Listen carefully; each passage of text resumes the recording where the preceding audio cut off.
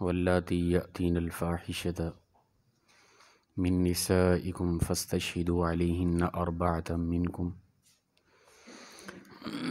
فإن شہدوا فامسکوہن فی البیوت حتی یتوفاہن الموت او یجعل اللہ لہن سبیلا۔ آمنت باللہ، صدق اللہ مولانا العظیم۔ معزز و مکرم سامعین، کروڑا بار شکر ہے اس پروردگار عالم کا کہ جس نے آج کی صبح ہمیں پھر سے زندگی عطا فرمائی اور ہمیں یہ سعادت اور توفیق دی کہ ہم اپنے پروردگار کے ہاں آ کر سجدہ ریز ہوئے۔ سورہ نساء چوتھا پارہ، اس کا سیکنڈ لاسٹ رکوع ہے۔ اللہ تعالیٰ ارشاد فرماتا ہے واللاتی یأتین الفاحشہ، اور وہ جو آئیں بدکاری کر کے من نسائکم، تمہاری عورتوں میں سے کوئی عورت غلط کاری کر کے آئے تو فاستشہدوا علیہن اربعۃ منکم، بس ان پر تم 4 لوگوں کو گواہ لاؤ۔ اگر 4 لوگ گواہ لے آؤ، فإن شہدوا، بس اگر 4 لوگ گواہی دے دیں کہ یقیناً اس عورت نے بدکاری کی ہے تو فامسکوہن فی البیوت، پھر ان کو اپنے گھروں کے اندر بند کر دو، ان عورتوں کو اپنے گھروں میں بند کر دو، حتی یتوفاہن الموت، یہاں تک کہ ان کو موت آ جائے، بند کر دو اور گھر میں ہی وہ مر جائیں۔ او یجعل اللہ لہن سبیلا، یا اس کے علاوہ اللہ کی ان کی اور راہ نکالے، اور اللہ کی طرف سے کوئی حکم آ جائے، نہیں تو ان کو گھروں کے اندر بند رکھو یہاں تک کہ ان پر موت واقع ہو جائے۔ واللذان یأتیانہا منکم فآذوہما، اور 2 مرد یعنی مرد و عورت اگر دونوں کے متعلق ایسی بات واضح ہو جائے کہ مرد و عورت نے، پہلے تو ہے کہ تنہا ایک عورت آئی، تمہاری عورت نے غلط کاری کی اور پتہ چل گیا 4 گواہ لانے کے بعد ان کے ساتھ یہ کرو کہ ان کو گھروں میں بند کر دو، ان پر موت آ جائے، یا اللہ تعالیٰ کوئی اور حکم جاری فرمائے، یعنی یہ نزول قرآن کے دور کے حوالے سے بات چل رہی ہے۔ اور فرمایا کہ اگر دونوں کے متعلق یہ بات آ جائے کہ مرد و عورت نے غلط کاری کی تو فآذوہما، ان دونوں کو اذیت دو، تکلیف دو، اس کی سزا دو۔ یہ ابتدائی دور کی باتیں ہیں، حکم بعد میں بدل گیا ہے۔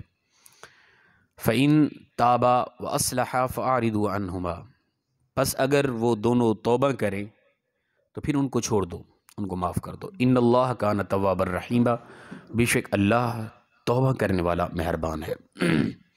یہ حکم پہلے تھا، بعد میں جس طرح کہ واضح الزانیۃ والزانی فجلدوا کل واحد منہما 100 جلدہ، زانی مرد اور زانی عورت کو 100 کوڑے مارے جائیں، ٹھیک ہے نا۔ تو بعد میں حکم یعنی بدلتا گیا۔ اچھا، حکم بدلنے کی وجہ کیا تھی؟ کہ اللہ تعالیٰ کا علیاذ باللہ پہلے فیصلہ ٹھیک نہ تھا جو کیا تھا؟ ایسا نہیں ہے، بلکہ عرب کے اس معاشرے کے اس دور میں کوئی خاص حکومت قائم نہ تھی، ہر بندہ ہی بس حاکم ہی تھا، کوئی کسی کا ماننے والا نہیں تھا۔ اب اسلام آیا اور اسلام آتے ہی فوراً اگر اس قدر سخت ترین حکم جاری کر دیتا تو لوگ منحرف ہو جاتے۔ اس لیے تدریجاً آہستہ آہستہ اسلام نے ان کے اندر اپنے احکام کو ایسا ایسا راسخ کیا، بھئی چھوٹی چھوٹی سزائیں وہ جب ماننا انہوں نے شروع کر دیا، ایسا ایسے اس طرح کے احکام کو قبول کرنا شروع کر دیا، پھر اسلام نے واضح طور پہ ایک خاص حکم جاری کر دیا، سنگسار کر دینا، کوڑے لگا دینا، ٹھیک ہے نا۔ تو اس لیے اللہ تعالیٰ کا حکم پہلے ہوتا تھا ایک، پھر بدل جاتا، جس طرح کے ناسخ منسوخ آیات کہتے ہیں کہ ایک آیت کا حکم تھا پھر وہ منسوخ ہو گیا اور ایک حکم آ گیا۔ اس کی وجہ یہی تھی کہ عرب معاشرہ کسی کی ماننے والا نہیں تھا، کوئی حکومت قائم نہ تھی، اور اسلام آ کے بیک وقت اس طرح کا خاص حکم جاری کر دے تو وہ لوگ منحرف ہو جاتے۔ اس لیے اسلام نے ایسا ایسا ان کی طبیعت کے اندر یہ احکام راسخ کیا۔ اور پھر فرمایا واللذان یأتیانہا منکم فآذوہما، اور وہ یعنی ان مرد و عورت میں سے اگر دونوں اس معاملے میں واضح ہو جائے، سامنے آ جائیں تو ان کو تکلیف دو، پھر اگر وہ توبہ کریں تو پس توبہ کریں اور اصلاح کریں اپنی، وَأَصْلَحَا فَأَعْرِضُوا عَنْهُمَا، پر پھر ان کو چھوڑ دو، معاف کر دو ان کو۔ بے شک اللہ تعالیٰ بھی توبہ قبول کرنے والا مہربان ہے، معاف کرنے والا۔ انما التوبۃ علی اللہ للذین یعملون السوء بجہالۃ، فرمایا سوائے اللہ کے کون ہے جو توبہ قبول کرے، اللہ ہی توبہ قبول کرنے والا ہے۔ فرمایا جس نے یعملون السوء، جس نے برا عمل کر لیا، بجہالۃ یعنی غیر ارادی طور، بس اسے ہو گیا، اس طرح کی بدفعلی اس سے ہو گئی، اس نے وہ کر بیٹھا، تو ثم توبون من قریب، پھر اسے چاہیے کہ وہ جلد جلد توبہ کرے۔ اگر اس نے پھر فرمایا جلد از جلد توبہ کر لی، فَأُولَٰئِکَ يَتُوبُ اللَّهُ عَلَيْهِمْ، بس یہی لوگ ہیں اللہ ان کی توبہ قبول فرما لیتا ہے۔ اگر انسان سے جتنا بھی بڑی خطا ہو گئی ہے نا، تو وہ جس قدر جلد ہو سکے اللہ فرماتے ہے وہ توبہ کرے۔ جب وہ توبہ کرتا ہے تو اللہ پر لازم ہے کہ اللہ اس کی توبہ قبول کر لے، وہ توبہ قبول کر لیتا ہے۔ وَكَانَ اللَّهُ عَلِيمًا حَلِيمًا، اور اللہ علم والا اور علیمًا حکیمہ، علم والا اور حکمت والا ہے، اللہ جانتا ہے۔ تو جب بھی انسان سے کوئی بھی گناہ سرزد ہو جائے، کوئی بھی خطا سرزد ہو جائے، پہلی بات تو یہ ہے کہ اپنی کی ہوئی خطاؤں کو چھپاؤ، ٹھیک ہے نا؟ اللہ کو علم ہے، آپ کو علم ہے، اللہ اور آپ کے درمیان ہی رہنی چاہیے۔ کسی اور کو گواہ بنا لیا، بتا دیا، وہ چاہے باپ ہے یا سگا بھائی ہے، دوست احباب تو بہت بعد کی بات ہے نا، باپ یا سگا بھائی بہن بھائی ہیں، ان کو بھی اگر آپ کی کوئی اس طرح کی خطا کا علم ہو گیا، قیامت کے دن وہ گواہ بن گیا۔ اب وہ خفیہ طور پہ تمہیں اللہ معاف نہیں کر سکتا، کیونکہ کسی کو علم ہو گیا، کسی کو آپ نے گواہ بنا لیا ہے۔ اب وہ معاملہ اور سنگین اور خراب ہو گیا، اس گناہ سے بڑا گناہ یہ کر بیٹھے کہ کسی کو بتا دیا۔ ہمارے ہاں آج کل کا نوجوان طبقہ اپنی خطائیں ایسے فخر دوستوں کو بتا رہا ہوتا ہے، ٹھیک ہے نا، فخریہ لہجے میں کہ میں اس قدر بڑا تیز آدمی ہوں، اس قدر ذہانت ہے میرے اندر، میں نے فلاں فلاں کر دیا، ٹھیک ہے نا، فلاں فلاں خواتین کے ساتھ میرے غلط تعلقات ہیں۔ یہ بڑے تکبرانہ انداز میں اور فخریہ انداز میں بتایا جا رہا ہوتا ہے۔ یاد رکھیں اس خطا سے بڑی خطا یہ کر بیٹھے کہ کسی کو بتا دیا ہے۔ حدیث پاک میں ہے نا کہ قیامت کے دن رب تعالیٰ کچھ لوگوں کے گناہ چھپا کر اس کو معافی کر دے گا، ٹھیک ہے نا، وہ اس لیے کہ کوئی اس کا گواہ نہ تھا، کسی کے علم میں نہ تھا، اللہ کے علم میں تھا، اللہ جانتا تھا، یا وہ خود انسان جانتا تھا۔ اس لیے فرمایا کہ گناہ کرو اور اس کو چھپاؤ، خطا ہو گئی اس کو چھپاؤ، اللہ تمہیں معاف کرے۔ وہ جس طرح حدیث پاک ہے نا، حضرت ماعز رضی اللہ تعالیٰ عنہ کے متعلق، آئے عرض کی یا رسول اللہ صلی اللہ علیہ وسلم، مجھ سے خطا ہو گئی۔ حضور نے فرمایا کیا خطا ہوئی؟ یا رسول اللہ بدفعلی ہو گئی ہے۔ حضور نے فرمایا جا چلا جا، توبہ کر اور خفیہ رکھ، کسی کو نہ بتا، اللہ تمہیں معاف کر دے گا۔ وہ بڑا پریشان تھا، چلا گیا، پھر لوٹا، یا رسول اللہ بڑا بے چین ہوں، آپ کے قریب رہتا ہوں، آپ کے پیچھے نمازیں پڑھتا ہوں، اتنا بڑی خطا کر بیٹھا، اب ڈرتا ہوں قیامت کے عذاب سے۔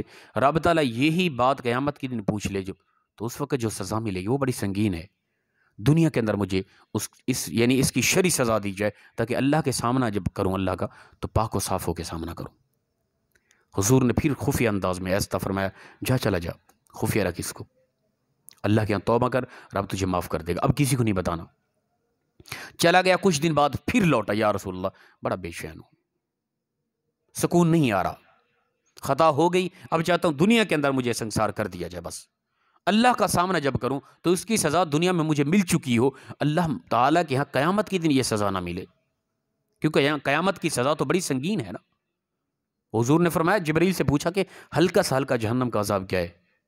عرض کی یا رسول اللہ جہنم کا ہلکا سے ہلکا عذاب یہ کہ جہنمی کو جہنم کا جوتا پہنایا جائے گا، اور اس جوتے کی تپش اور حرارت کا عالم یہ ہوگا کہ انسان کا دماغ پگھل کر ناک اور کان کے راستے سے بہنا شروع ہو جائے گا۔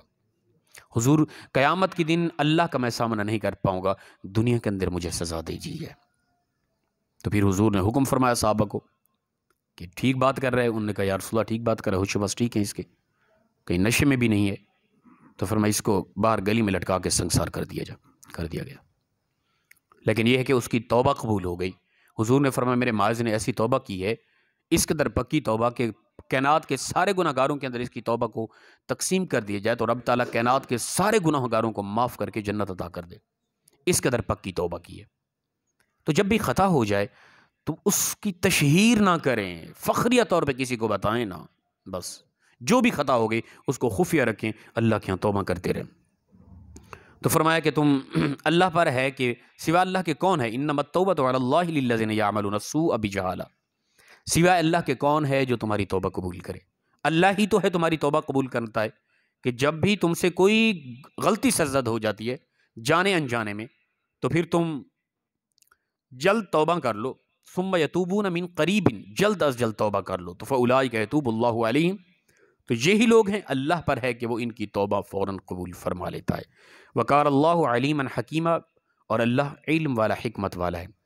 ولیست التوبۃ للذین یعملون السیئات، اور نہیں ہے توبہ ان لوگوں کے لیے جو گناہ کر بیٹھتے ہیں، گناہ کرتے ہیں، سیئات کرتے ہیں، غلط عمل کرتے ہیں، جو حتیٰ اذا حضر احدکم الموت، یہاں تک کہ ان پر موت آ جاتی ہے، ٹھیک ہے نا؟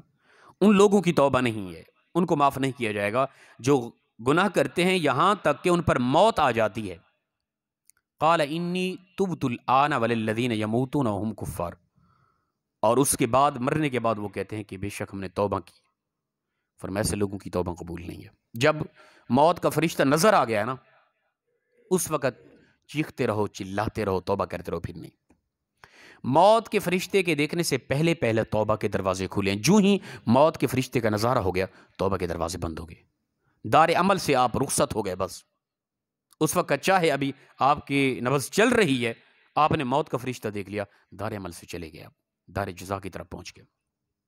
اب آپ کا رونا، چیخنا، چلانا، توبہ کرنا، گڑ گڑانا، اللہ کو آواز دینا، اس کی رحمت کو پکارنا، اس کی رحمت نے اب توجہ ہٹا لی ہے، اب بھول جائیں بالکل ہی۔ تو یہی فرما رہا ہے رب تعالیٰ، فرمایا وَلَيْسَتِ التَّوْبَةُ عَلَى لِلَّذِينَ يَعْمَلُونَ السَّيِّئَاتِ، نہیں ہے ان لوگوں کے لیے توبہ جنہوں نے سیئات کیے، غلط عمل کیے، حتی اذا حضر احدہم الموت، یہاں تک کہ ان پر موت آ گئی۔